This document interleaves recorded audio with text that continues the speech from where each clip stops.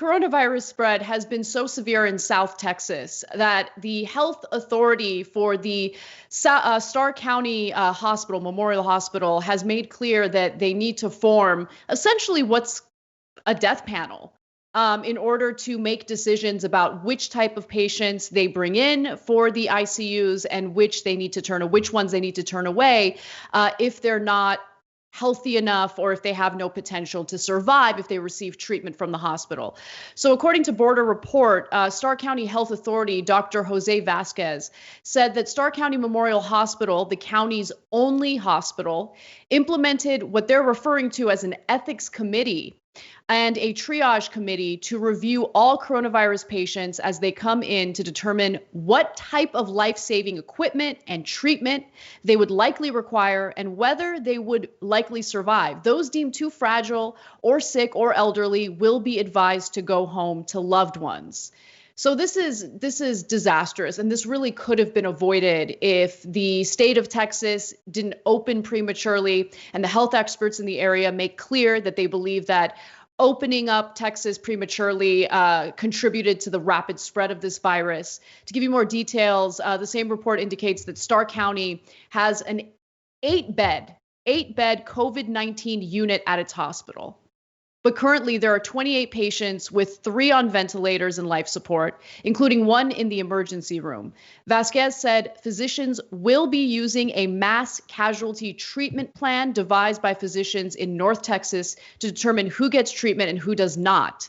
So I'm going to read you a few quotes from him. And then I want to talk about the reality of death panels, because we heard about them quite a bit during the Obama administration, and that didn't really turn out to be the case. But now that we actually do have death panels, radio silence from the right wing. Vasquez says there's nowhere to put these patients. The whole state of Texas and neighboring states have no ICU beds to spare for us. We're going to have these committees reviewing each case, end-of-life decisions and hospice decisions, and comfort care situation for all those patients who most certainly do not have any hope of improving. We believe they will be better taken care of in the love of their own family and home rather than thousands of miles away dying alone. So the argument here is, well, if they're not going to make it, we're not going to bring them into the hospital. Basically, I mean, he doesn't say it as overtly, but the message here is we have to make tough decisions about who we bring in and who we reject. And the individuals we reject are going to be the ones that we deem less likely to survive. And they're likely to die in their homes surrounded by their loved ones. Okay. This is devastating. No, he said it as overtly as any person could possibly say it. They're making decisions about who lives, who dies. Now, I want to be super clear about this. Do not hold it against him, the doctors, the hospital there. They only have 8 beds. What are they going to do? Put people on the floor? So then we got to figure out as a society, what do we want to do? Do we want to airlift them to another hospital? Do we want to send them home? Let's make these decisions, because it's an act of omission is just the same as one of commission. So if we say, well, we're not going to make a decision, we're just going to let the locals make the decision. Either way, that decision is being made and someone is being sent home to die. So that's a literal death panel. Now, it's not like what the right wing demagogued about during the Obama days. Well, there's 2 big differences. One, the first difference is that was a lie based on absolutely nothing. Totally made up by Sarah Palin, backed up by zero, zilch, nothing, nada. Okay, we told you the legitimate problems with the Affordable Care Act. That was not one of them. So they pretended to care about life, as they often do. Oh, we're the pro-life party, right? So that was a huge portion of it. But there's another difference. It's by nature of this disease that when it flares up, the hospitals get overloaded. And so we've got to make these decisions. Now, the best way to have avoided it was to do more testing, tracing, mass, social distancing. But the moron in chief told you not to do that for a long, long time. And finally, 4, 5, 6 months into this pandemic, he finally put on a mask. And then the media was like, oh, wow, he's turned a corner. After 148,000 dead, he turned a corner. After death panels in Texas, he turned a corner. That corner was turned way too late. But Yeah. so guys, going forward, we got to help those people, and we got to figure out what we're doing here. One more thing I want to explain there. When they say, oh, okay, we're going to send them home instead of to somewhere 1,000 miles away to die in a hospital alone. But remember, they're dying because of coronavirus. So if you're sending them home to drive back hundreds of miles in Texas to their family, isn't their family going to get sick? There's a reason why we can't see our family as they're about to die. And that's one of the most gut-wrenching parts of coronavirus, that the folks who die alone. So what are we doing sending them back into their families? None of this makes any sense. We got to go, but there is no leadership. There's no leadership in Texas, and there's no leadership in the White House.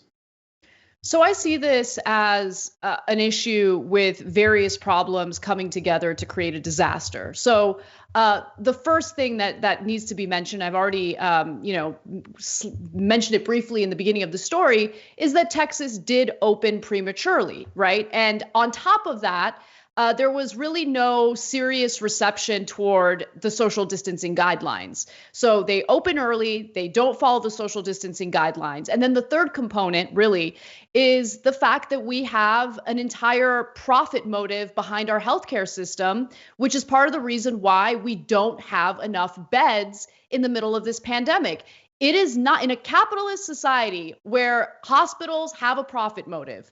Does it make sense to have all these beds that usually sit empty and, take up room, take up costs? No, I mean, it just doesn't make sense, right? So hospitals were already ill prepared to deal with this pandemic to begin with, which is why in the beginning of the pandemic, we would hear from people like Dr. Anthony Fauci say, look, our hospitals are going to get overwhelmed quickly unless we take action now. And in the very beginning, when we had the shutdowns, which, by the way, were still a little too late, but people seem to take it seriously. I mean, how long did those shutdowns last before you have Lieutenant Governor Dan Patrick from the state of Texas argue that we need to open right away? I'm an older individual and I would certainly like to go back to work, which is complete BS. We all know that. We proved that to you guys on this show. It's just, every day we get more and more confirmation of something that we've already suspected, which is the very right wingers who claimed that they cared so much about life, who cared so much about fetuses and zygotes because they consider that life from the moment of conception, actually don't care about life at all and would not do what it takes in order to ensure that as many people survive during this pandemic as possible. And Cenk, since you mentioned Sarah Palin, we do have one video. I believe this is from 2013 when she was on Fox News fear-mongering about so-called death panels. Let's take a quick look at that. Of course, there are death panels in there, but the important thing to remember is that's just one aspect of this atrocious, unaffordable, cumbersome, burdensome, evil policy of Obama's, and that is Obamacare. Yeah, I don't really hear much from Sarah Palin these days about actual death panels that are being implemented right now because of the lack of leadership and how ill-prepared this country has been when it comes to the pandemic. Yeah, look, guys, I know I'm beating a very hobbled horse, if not a dead one. But when the right wing makes up something, the media covers it like it's 50-50. Even if they say that it's not true, and in a lot of cases, to be fair to them on the death panels, they did say that. It just gets announced so much. It gets, quote unquote, debated so much that at least a third of the country winds up believing that it's true. Now, when there's actual death panels, sound of silence, because Republicans don't want to talk about it because they're the ones who caused it. And the Democrats don't talk about it because they're incompetent. So the media goes, what do you want me to do? Actually be the media? No, I'll report it in some, small paper in the middle of Texas, and then I'm done with it. No politician brought it up. And what do you want a poor little stenographer like me to make a big deal out of it? That's the job of the press, to hold the powerful accountable. And so, for God's sake, get in the game. And so, to me, these are super hard decisions. And somebody's got to make them. Otherwise, people are going to die no matter what, right? But right now, it's at least as far as the Republicans are concerned, Anna's 1,000,000,000% right. All those pro-lifers couldn't care less. Some of them, when they realize it affects them, and we're going to talk about this later in the show, a teacher in Oklahoma flips out and goes, oh, my God, This is a death sentence for me if I go back in. I've got pre-existing conditions, etc. So now she's changed her mind. But if it doesn't affect them, they're like, oh, life? Who cares? So that's what's happening in Texas, and that's the reality. Thanks for watching The Young Turks. Really appreciate it. Another way to show support is through YouTube memberships. You'll get to interact with us more. There's live chat emojis, badges. You've got emojis of me, Anna, John, JR. So those are super fun. But you also get playback of our exclusive member-only shows and specials right after they air. So all of that, all you gotta do is click that join button right underneath the video. Thank you.